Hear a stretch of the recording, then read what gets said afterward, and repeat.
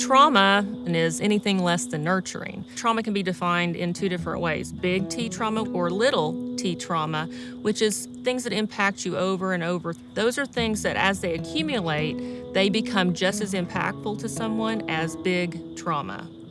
It actually took me until about recently to realize all the impact that my father had in my life. He was a guy that just sort of ignored me most of the time unless he was yelling at me. And you can think of a small child going, my gosh, I just spilled the milk. That's a natural thing. And I didn't come to terms with that because I think my mother told me, well, he never has hit you. He's always provided for you. And so I just sort of never paid attention to that. And next thing is probably from the age 11 to age 17, just being really, really, really bullied throughout my childhood. And I took those things that people said to me and I believed them because there was nobody at my household telling me who I was. And then it went to different relationships with men that were not so good, were not appropriate. And then to finally a marriage that was very abusive. That really took its toll and made me have to deal with things that were underneath what was broken in me. Most of the world would look at me and go, wow, she's got her great career, she's successful, she owns her own home, she's got investments, she's doing great. And the truth of the matter was I wasn't doing great. I just put on this persona and I never really dealt with the stuff I needed to deal with. And I think that's where I made bad decisions or allowed bad things to happen because I wasn't focused on what God thought versus getting my value from the world. The healing journey I went on, it's a constant process. I was just sort of still stuck a little. And so when I joined the group about a year ago, Holding Hope, it made a huge difference. It's just another level when you go into a group and you're sitting there with women that have had the same abuse, the same trauma that you've had, or similar types of experiences. You're able to actually talk about that, and they're able to say, I remember how I felt about that. I remember when that happened to me, I felt the same way, and this is how I got better from it. Actually, I learned some stuff through the books that we read that I'd never learned before in counseling, like we hold trauma in our body and we have to get it out.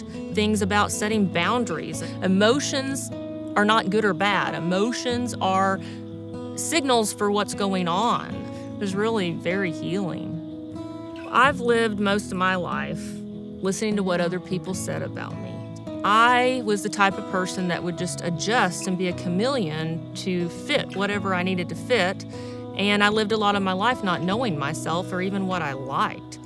And finally, at one point, with God and Jesus and everything else helping me by providing me people, resources, counseling, groups, I finally got to a place where I want to be who I want to be.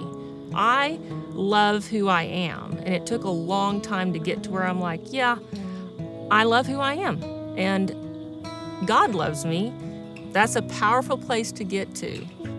If I hadn't had a church to go to, and a church group and divorce care and things like that, I don't know that I would have healed like I needed to.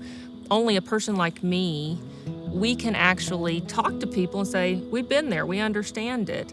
And it's sort of beautiful that all that had to take place so I could help other people. I've been blessed financially to where I can help people doing some transitional housing for abused women. God works everything to the good for those who love the Lord and are called according to his purpose. And I believe that. And I believe that's what he's done with me in my life. And if I get to help other people, it would all have been worth it. A lot of people say, well, gosh, only weak people have emotions. Only weak people go to a counselor. Only weak people deal with that kind of stuff. Well, I would disagree. I think it takes great courage to face stuff like that, because the definition of a coward to me would be someone that ignores stuff, runs from stuff, avoids stuff, and hides from stuff. So I think it's very courageous for someone to actually deal with their stuff instead of ignore it and bury it. And I finally had to do that because there was no other choice.